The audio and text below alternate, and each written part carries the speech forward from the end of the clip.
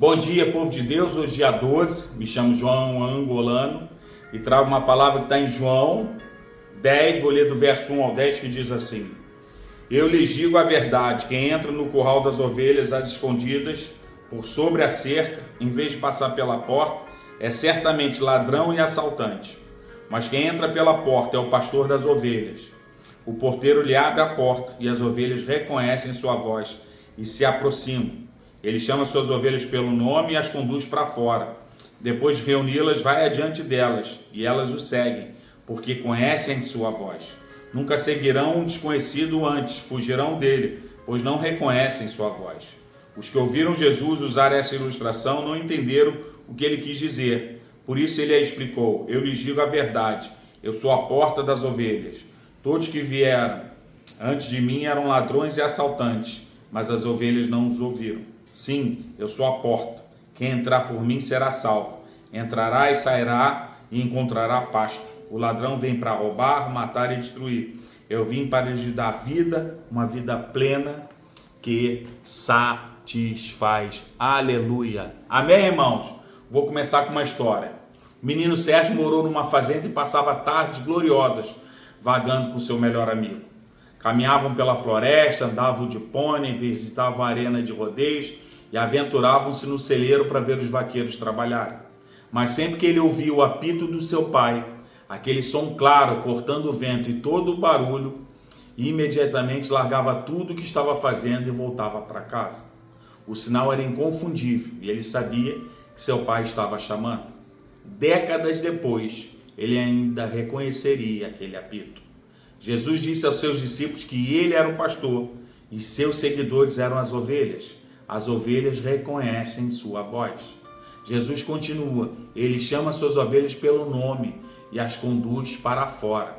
Numa época em que numerosos líderes e mestres procuravam confundir os discípulos de Cristo, reafirmando sua autoridade, Jesus declarou que a sua voz amorosa podia ser ouvida claramente, mais distinta do que todas as outras. As ovelhas o seguem porque conhecem sua voz. Sejamos cuidadosos ao ouvir a voz de Jesus e evitemos ignorá-la, pois a verdade fundamental permanece. O bom pastor fala claramente e suas ovelhas ouvem sua voz. Talvez por meio de um versículo das Escrituras, das palavras de um amigo cristão ou do toque do Espírito Santo, Jesus fala e nós o ouvimos. E qual é a verdade de hoje, meus amados irmãos? Jesus se revela. Amados, toda a transformação experimentada pelo crente vem em função do conhecimento que ele tem de Jesus Cristo. Há pessoas que conheceram a Jesus de perto, até mesmo de forma íntima, e nunca chegaram a provar o seu poder transformador. Um exemplo claro disso é Judas Iscariotes, que depois de passar anos andando com Cristo, ainda assim o traiu. E seu pecado não foi somente no momento da traição, senão poderíamos até concluir que ele falhou somente nessa hora. Mas João declarou em seu evangelho que Judas era ladrão e roubava o que era lançado na bolsa. João 12,6. E esta informação demonstra que ele nunca foi transformado de fato. Alguém pode chegar a conhecer muita coisa sobre Cristo, sem nunca ter conhecido a Cristo. As igrejas evangélicas estão cheias de gente religiosa, que foi bem ensinado sobre como ser um bom cristão, mas que não manifestam transformação alguma em suas vidas. Reflita nisso. São sempre as mesmas, e não há evidência de mudança genuína. Isso se deve à falta de revelação que acompanha uma verdadeira experiência com Cristo.